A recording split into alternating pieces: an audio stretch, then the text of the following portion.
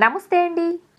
ఈరోజు మనం చెప్పుకునే చందమామ కథలలో ఓ కథ మాళవిక. మందాకిని నదీ తీరంలో మరకతపురం అనే గ్రామం ఉండేది. ఆ గ్రామంలో నివసించే మాళవిక అనే యువతి మంచి నర్తకి. ప్రతి సంవత్సరం ఆ గ్రామంలోని మందాకినీదేవి ఆలయంలో జరిగే పండుగ ఉత్సవాల్లో మాళవిక నృత్యం చేస్తూ ఉండేది. ఆమె నాట్య ప్రదర్శనతో ఉత్సవాలు వైభవంగా ముగుస్తూ ఉండేవి. ఒక సంవత్సరం అనారోగ్యం కారణంగా మాళవిక నృత్యం జరగలేదు. ఉత్సవాలన్నీ ఆమె నాట్యం లేకుండానే పేలవంగా జరిగిపోయాయి.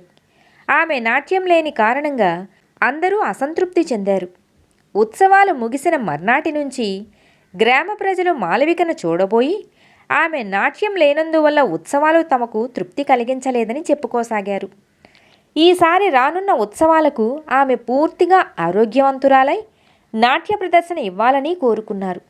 తన నాట్యం లేనందుకు ప్రజలు బాధపడుతూ అంటున్న మాటలు వింటున్న కొద్దీ మాళవిక మనసు గర్వంతో నిండిపోసాగింది. చూస్తుండగానే సంవత్సరం తిరిగి మళ్ళీ పండుగ దగ్గర పడింది. ఎప్పటిలాగే కార్యకర్తలు మిగిలిన ప్రదర్శనలతో పాటు మాళవిక నాట్యానికి కూడా అన్ని ఏర్పాట్లు చేయసాగారు. ఈ తరుణంలో మాళవిక కార్యకర్తలకు ఒకసారి వచ్చి తనను కలుసుకోవలసిందిగా కబురు పంపింది. ఇలా గతంలో ఎన్నడూ జరగలేదు. ఆ కారణం వల్ల కార్యకర్తలు కొద్దిగా ఆశ్చర్యపడుతూనే ఆమె ఇంటికి వచ్చారు. మాళవిక వారిని చూసి, కూర్చోమనైనా చెప్పకుండా మీకొక విషయం చెప్పాలని పిలిచాను.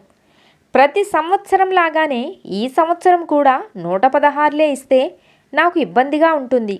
కనీసం 200 ఇస్తే నేను నాట్యం చెయ్యగలను అన్నది. ఇది విని కార్యకర్తలు నిర్ఘాంతపోయారు. ఆమె కోరిన కోరిక కంటే ఆమె మాట తీరు, నిర్లక్ష్య వైఖరి వాళ్ళను ఎక్కువగా ఆశ్చర్యపరిచాయి. వాళ్ళు తమలో తాము కొంతసేపు చర్చించుకొని మాళవికతో ఏ సంగతి ఆలోచించి తర్వాత చెప్పగలమని చెప్పి వెళ్ళిపోయారు. వాళ్ళ సమాధానం విన్న మాళవిక గర్వంగా నవ్వుకుంది. ఉత్సవాలు ఎంత ఘనంగా జరిగినా తన నాట్యం లేనిదే ప్రజలు సంతృప్తి పడరు కనుక తానడిగిన 200 తప్పక ఇస్తారని ఆమె భావించింది. అయితే మాళవిక దగ్గర నుంచి వెళ్ళిపోయిన కార్యకర్తలు జమా ఖర్చులన్నీ లెక్క చూసుకొని ప్రజల నుంచి మరికొంత చందా వసూలు చెయ్యనిదే తాము మాళవికకు 200 ఇవ్వలేమని తేల్చుకున్నారు. ఒక పరిమితికి మించి ప్రజల నుంచి చందా వసూలు చేయాలంటే రాజుగారి అనుమతి తప్పనిసరి కావాలి. అందువల్ల కార్యకర్తలు రాజధాని నగరానికి వెళ్ళి రాజును దర్శించి మందాకినీదేవి ఆలయ ఉత్సవాల్లో తమకెదురైన సమస్యను ఆయనకు విన్నవించుకున్నారు. ఆ దేశపు రాజైన కృష్ణదేవ భూపతి గొప్ప పండితుడు, ధార్మికుడు కూడా. ఆయన కార్యకర్తలు చెప్పినదంతా విని, మీరు ప్రజల నుంచి కొత్తగా చందాలేమీ వసూలు చేయవద్దు, ఆ మిగిలిన 84 రూపాయలు నేనిస్తాను. మరొక సంగతి, ఆస్థానానికి చంద్రశేఖరుడనే సాధువు వచ్చాడు. ఆయనను మీ గ్రామానికి వెళ్ళవలసిందిగా కోరతాను నేను. మాళవిక నాట్య ప్రదర్శనకు కొంచెం ముందుగా ఆయన ధర్మోపన్యాసం ఉంటుంది. అందుకు అవసరమైన ఏర్పాట్లన్నీ చెయ్యండి అని చెప్పి పంపించాడు. కృష్ణదేవ భూపతి చెప్పినట్టే మాళవిక నాట్య ప్రదర్శనకు ముందు రోజున చంద్రశేఖరుడి ధర్మోపన్యాసానికి ఏర్పాట్లు చేయబడినాయి. ఇందుకుగాను మాళవికకు ప్రత్యేక ఆహ్వానమే పంపబడింది. ఆమె కూర్చునేందుకు ముందు వరుసలోనే స్థానం కేటాయించారు కూడా. చంద్రశేఖరుడి ఉపన్యాసం ప్రారంభమైంది. ఆయన అనేక లౌకిక ధార్మిక విషయాల గురించి ఆసక్తిదాయకమైన రీతిలో ఉపన్యసిస్తున్నాడు. ప్రేమకు మరో రూపమే కరుణ. మరో ప్రాణికి జన్మ ఇచ్చే స్త్రీ ప్రేమస్వరూపిణి. ఆమె తన కరుణరసపూరితమైన ప్రేమను బాధ్యత గల ఇల్లాలుగా, మాతృమూర్తిగా, పలు విధాలుగా అందరికీ పంచి ఇస్తుంది. అయితే ఇక్కడ ఒక చిన్న తేడా ఉన్నది. అమ్మా, నిన్న నువ్వు కనబడకపోతే నాకు చాలా భయం వేసింది అని బిడ్డ అంటే తల్లి మనసు జాలితో కరిగిపోతుంది. ఇక ఎన్నడూ బిడ్డని విడిచి వెళ్ళరాదనే నిర్ణయానికి వస్తుంది. అలాగే నిన్న నువ్వు లేక ఎంత ఇబ్బంది పడిపోయానో అని భర్త అభిమానంగా భార్యతో అంటే భర్తకు ఇబ్బంది కలిగించి తానెక్కడికి వెళ్ళకూడదు అనుకుంటుంది.